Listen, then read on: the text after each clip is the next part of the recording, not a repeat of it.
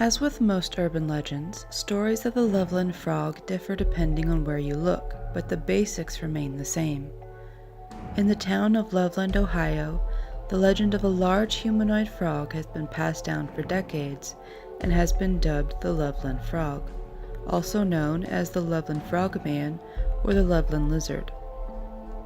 Sources conflict on when the first sighting took place, but the earliest alleged sighting was in 1955. The story goes that a businessman was driving late at night, possibly on one of the bridges over Little Miami River. The man saw three creatures standing on their hind legs. They were 3 to 4 feet tall, with frog faces and leathery skin, and they seemed to be conversing. The man watched the creatures for a few minutes before one of them held what looked like a wand over his head. Sparks sprayed from the wand, startling the man, and he left.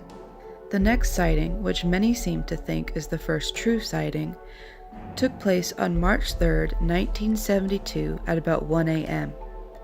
A police officer named Ray Shockey was driving on Riverside Road into Loveland.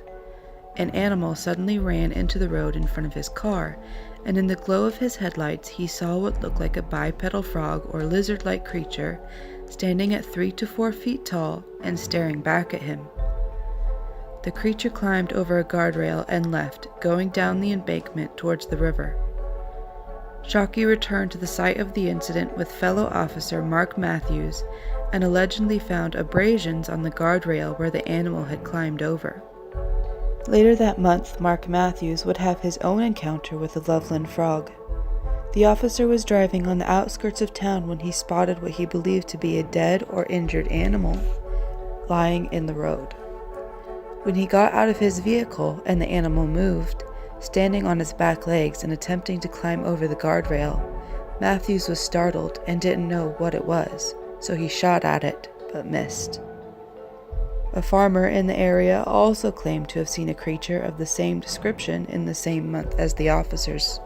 Shortly after the two men's experiences, Ray Shockey's sister drew a picture based on their descriptions, and both men claimed that it was accurate to what they had seen. However, in 1999, Mark Matthews began to recant his original story. He now claims that the incident was blown out of proportion, and that the animal he had seen was actually just an iguana which was missing its tail. In August of 2016, a couple were out playing Pokemon Go when they spotted a huge frog near the water.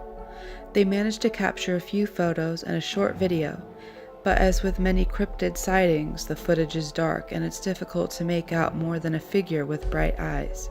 After the news was released of this recent sighting, Mark Matthews went public once more, telling a reporter that what he had seen in the 70s was just a large iguana.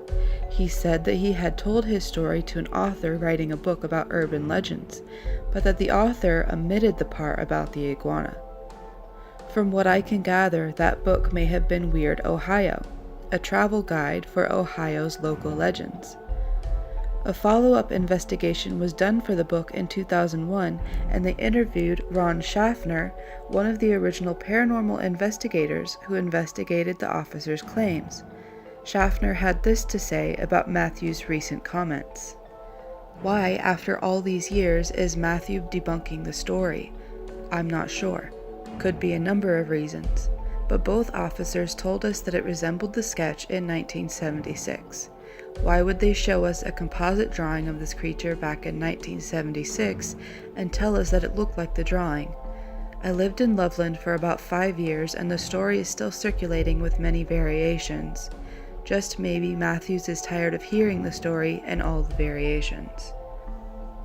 So what do you think? Could the Loveland frog be real and Mark Matthews has just gotten sick of the story and wants to put it to rest? Or do you think that Matthews is telling the truth and that the stories of the encounters were blown out of proportion? If that is the case, why did Ray Shockey never come forward to corroborate Matthews' claims? And what do you think the Pokemon Go players captured in their video?